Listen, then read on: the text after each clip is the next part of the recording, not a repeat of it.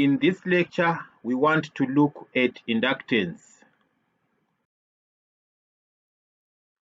The Faraday's law states that if flux linking a conductor is changing, a voltage proportional to the rate of change of the flux will be induced across the conductor ends. The flux linking a conductor changes if the conductor moves in the magnetic field, or the magnetic field moves across the conductor, or the magnitude of the magnetic flux changes. In all these three cases, we can be able to determine the rate of change of the flux. For the case of a coil, the induced voltage is also proportional to the number of turns. Mathematically, the magnitude of the induced voltage for a coil is equal to N divided dt. N is the number of turns in the coil, divided dt is the rate of change of the flux. The Lenz's law states that the induced effect is always such as to oppose the cause that produced it. This means that in a conductor, the effect is such as to oppose the initial conductor motion, or the initial field motion, or the initial change in the magnitude of the magnetic flux. For a coil, the induced voltage can be fully expressed as E equals minus N divided dt. The negative sign is included to indicate that the induced effect is opposite to the cause that produced it. Let's look at the case of a coil that is carrying a current. The current flowing through the coil produces a flux around the coil. If this current changes, the flux also changes. The change in flux will cause induction of a voltage to try and counter the change in the flux. Therefore, the induced voltage will be of such a polarity to produce a current that counters the initial change in flux and therefore the initial change in current. Hence, a coil opposes a change in current flowing through it. This is known as self-inductance. If we have two or more coils placed next to each other, we have what we call mutual inductance.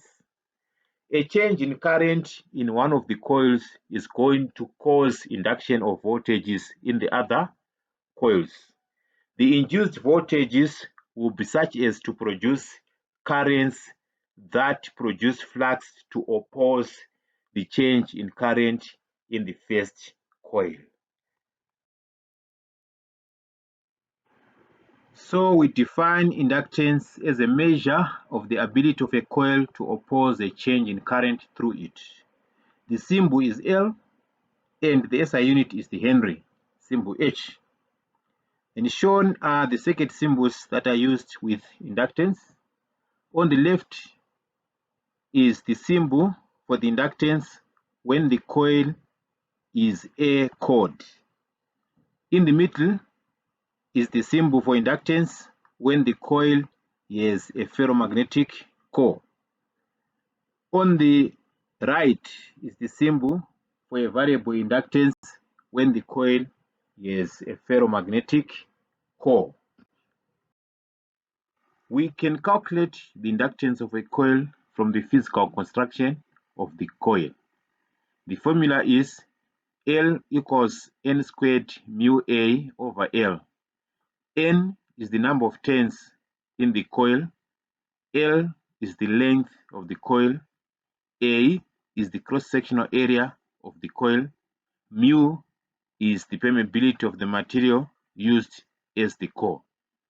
The inductance can also be expressed as mu R L naught, where mu R is the relative permeability of the material used as the core, and L naught is the inductance of the coil when it has an air core. In this example, we are given a coil with dimensions and parameters as shown in the diagram. We want to determine the inductance of the coil under two different conditions. A, when an A core is used. B, when an ion core with a relative permeability of 2000 is used. First, we determine the area. The area is calculated as 12.57 times 10 to the power minus 6 square meters. Then we calculate the inductance of the coil when the core is A. We get the inductance as 1.58 microhenries.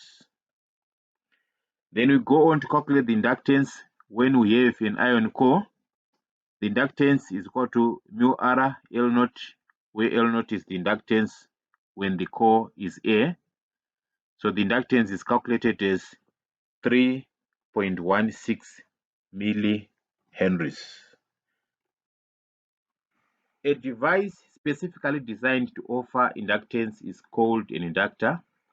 We have here some pictures of inductors. Inside the boundary on the left is an A-cord inductor. Inside the boundary on the right are inductors that have ferromagnetic cores.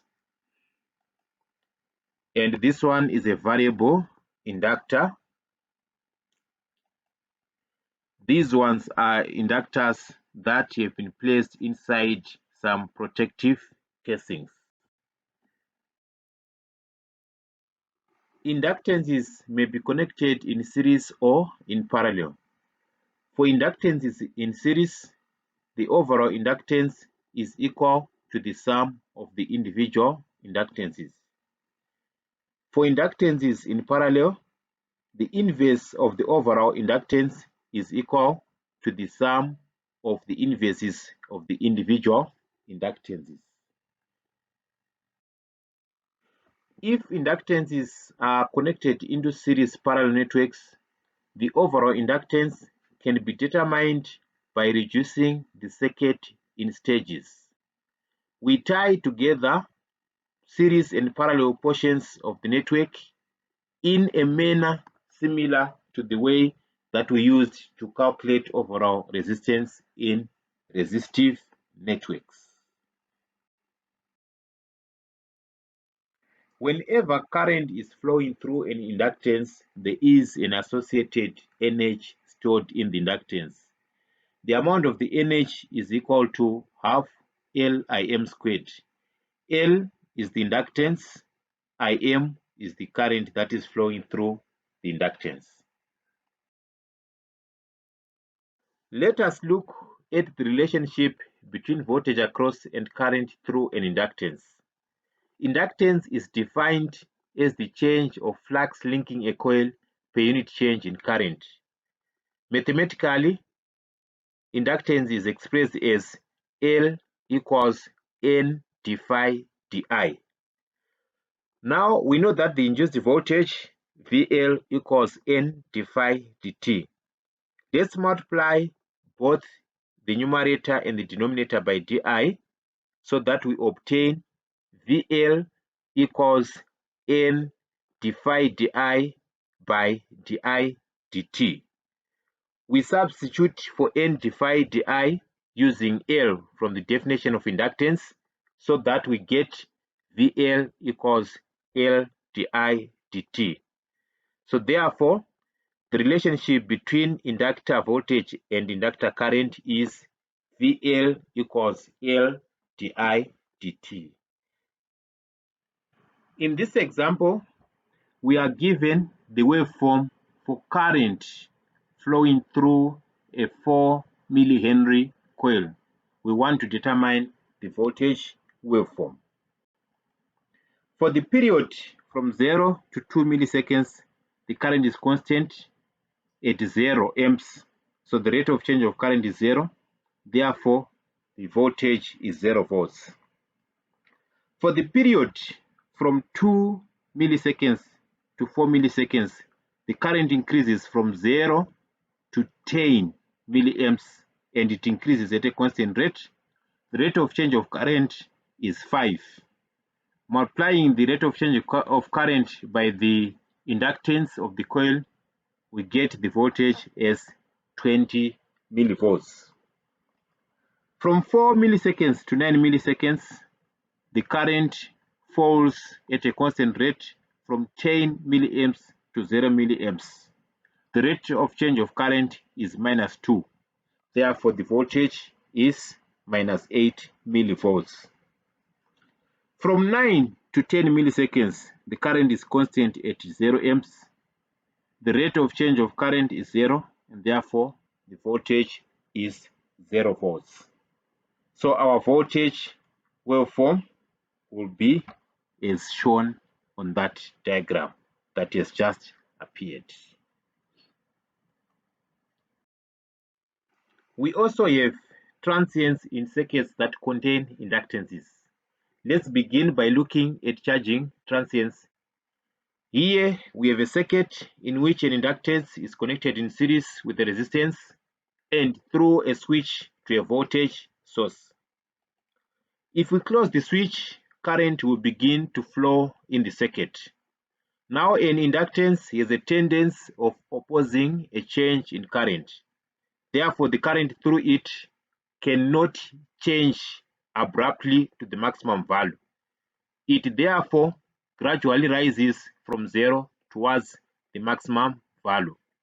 Correspondingly, the voltage across the inductance will fall from the maximum value towards 0, and the voltage across the resistance will also gradually rise from 0 to its maximum value. The period during which the inductor current is rising towards the maximum value is called the charging transient period. To obtain expressions for IL, VL, and VR, we apply Kirchhoff's voltage law to the circuit.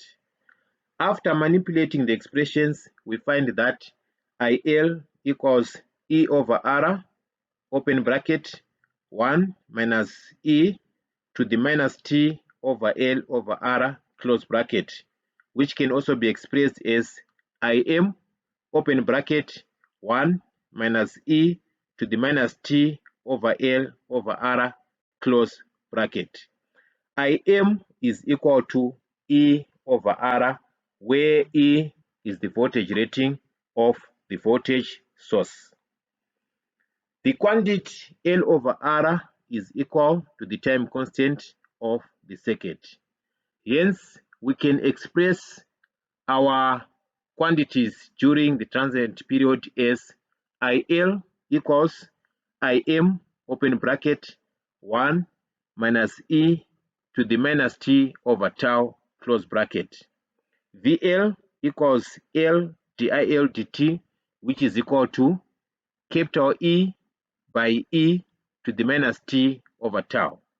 VR equals E minus VL, which is equal to E, open bracket, 1 minus E to the minus T over tau, close bracket. Please note the difference between the capital E for voltage and the small letter e for the exponential function. And these are the waveforms for the three quantities during the transient period. We note that the inductor current rises exponentially from 0 to its maximum value, which is equivalent to E over R. The voltage across the inductor falls exponentially from the maximum value, which is E, towards 0. The voltage across the resistor rises exponentially from 0 to its maximum value, which is E. We also note that the transients virtually die out after a period equal to 5 time constants. In the example, we are given a circuit containing an inductor and a resistor. We want to determine expressions for IL and VL during the transient period. And we also want to sketch the corresponding waveforms. First of all, we determine the charging loop. and we find that the charging loop is made up of the resistance R1 and the inductance L. We calculate our time constant. So time constant equals L over R1, which is equal to 2 milliseconds. We then substitute into the general expressions for IL, VL, and VR to obtain expressions that suit our given situation. So the expressions are IL equals 25 open bracket 1 minus e to the minus t over 2 times 10 to the power minus 3 close bracket, and it is measured in milliamps. VL equals 50 e to the minus t over 2 times 10 to the power minus 3. It is measured in volts. VR equals 50 open bracket 1 minus e to the minus t over 2 times 10 to the power minus 3 close bracket. It is also measured in volts. These are the waveforms of inductor voltage and inductor current is applied to this particular circuit. We note that the maximum current is 25 milliamps, which is equal to 50 volts over 2 kilo ohms, and the maximum voltage is 50 volts. Let's now look at discharging transients. We're going to use a circuit made up of an inductance and two resistances. The voltage source is connected to the circuit through a switch. Suppose the switch had been closed for a long time so that the current in the inductor had grown to its maximum value. Then we open the switch. The inductor will try to maintain the current.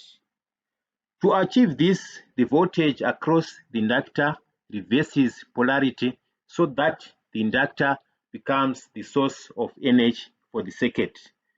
The current will now be flowing through the inductor L and the resistance is R1 and R2.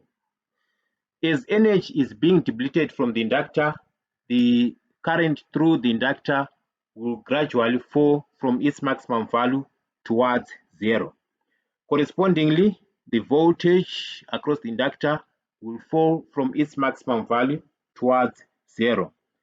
And also, the voltages across the resistances will gradually fall from their maximum values towards zero.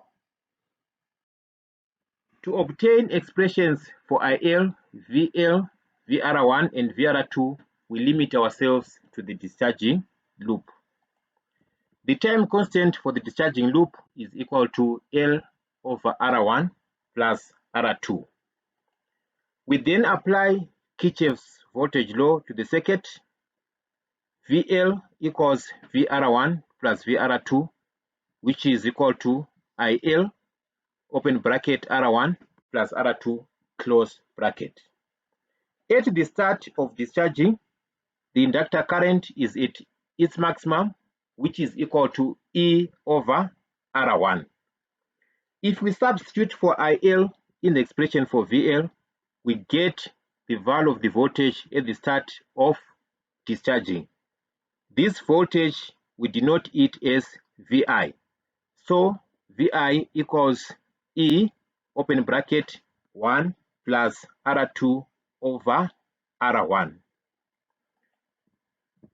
If we extend the KVL to any other time, we find the expressions for the quantities that we need. And these are IL equals Im by E to the minus T over tau. VL equals Vi by E to the minus T over tau. VR1 equals E by E to the minus T over tau. VR2 equals R1 over R2 E by E to the minus T over tau. This is the waveform for the voltages and currents in the circuit. The current through the inductor falls exponentially from the maximum, which is Im, towards 0. The voltage across the inductor initially jumps to a negative value, minus Vi, and then rises exponentially towards 0. The voltage across R1 drops exponentially from the maximum value E towards 0. We note that the transients essentially die out after 5 time constants.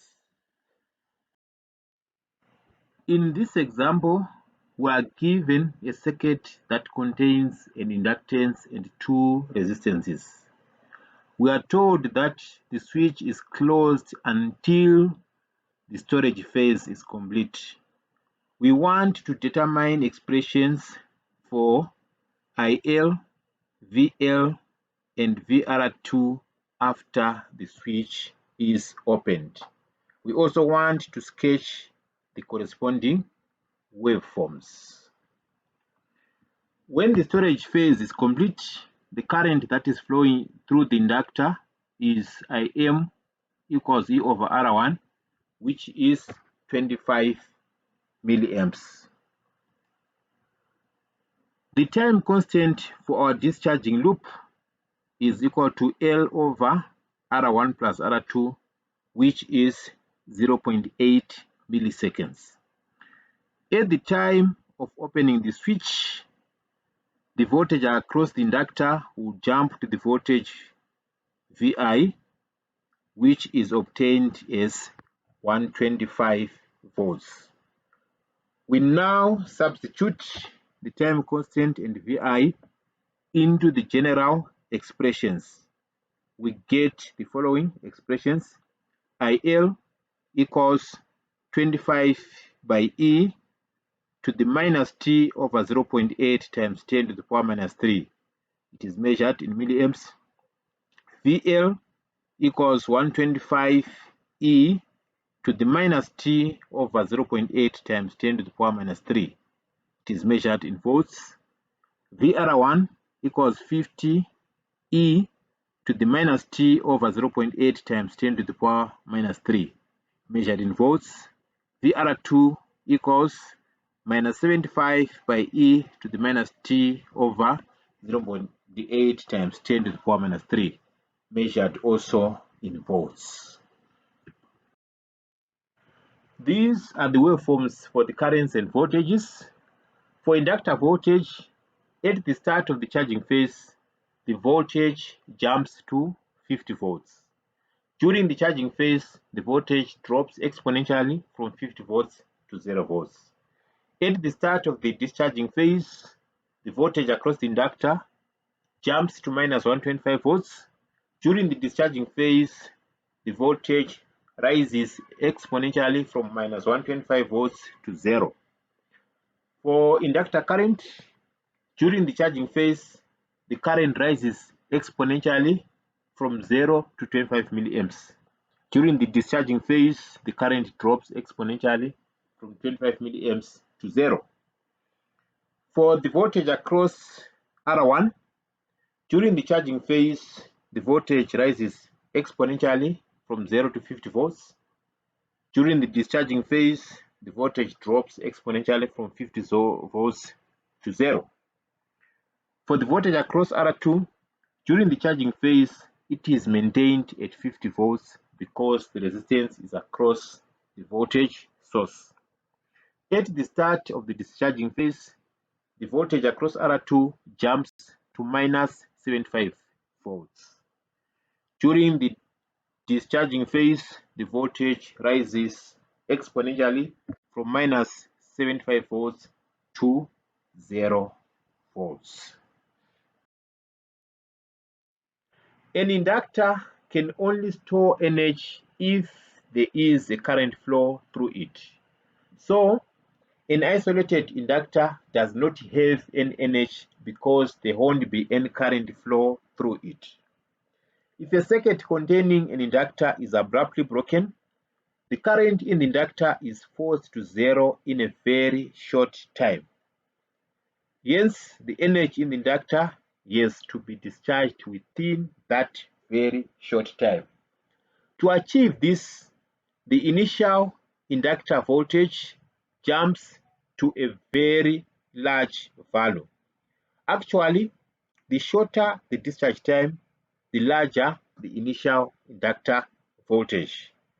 This large voltage will force the discharge current through the break in the circuit, and a spark is usually observed. This concept is used in spark plugs to ignite petrol in petrol engines. In practice, an inductor is a resistance and a capacitance in addition to the inductance.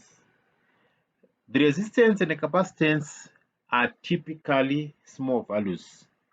However, there are situations when they can have a significant effect on the circuit that contains the inductor. To account for these effects, we use what we will term a practical model of an inductor. The model consists of an inductance in series with a resistance and a capacitance parallel to the combination. The resistance is equivalent to the resistance of the inductor. The capacitance is equivalent to the capacitance of the inductor. And the inductance is the inductance offered by the inductor. Steady state is when all transients have died out. In the steady state period for DC circuits, currents through inductances are constant and currents through capacitances are zero. Hence, for the purpose of analysis, inductances are modeled as short circuits and capacitances are modeled as open circuits. In this circuit, we want to find steady state values of IL and VC. We replace inductances with short circuits and capacitances with open circuits. We then apply Kirchhoff's voltage law to the two loops that we can see. We get the steady state value of current IL as 2 amps and the steady state value of voltage VC as 6 volts. Another circuit. In this one, we want to find steady state values of I1, I2, V1, and V2. We replace inductances with short circuits and capacitances with open circuits. In the resulting circuit, we notice that the branch containing 5 ohm resistance and the branch containing 4 ohm resistance have open circuits. Therefore, they will not carry any current. The only loop that will carry current is the outer loop. This is the loop made up of the resistances 2 ohms, 1 ohm, and 7 ohm. We apply Kirchhoff's voltage law to the outer loop. We get the steady state values of I1 and I2 as being equal to 5 amps. We then apply Ohm's law to the resistances in the outer loop to get voltages across them. We get the voltages as across 2 ohms 10 volts, across 1 ohm 5 volts, and across 7 ohms 35 volts. We then apply Kirchhoff's voltage law to the two loops that we've just indicated. We get steady state value of V1 as 40 volts and steady state value of V2 as 35 volts.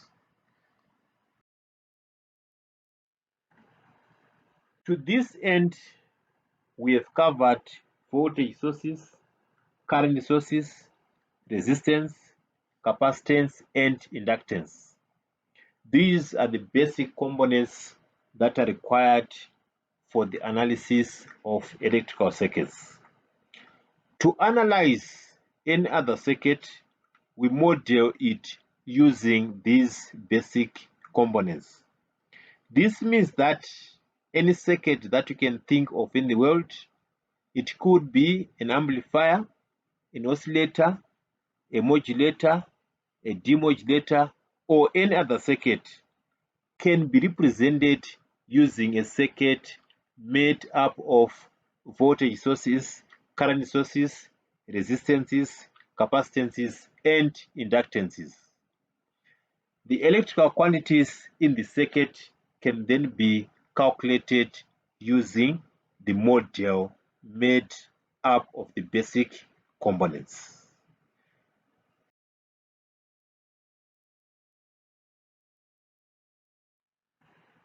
I recommend that you do these questions from chapter 7 before you proceed to the next lecture.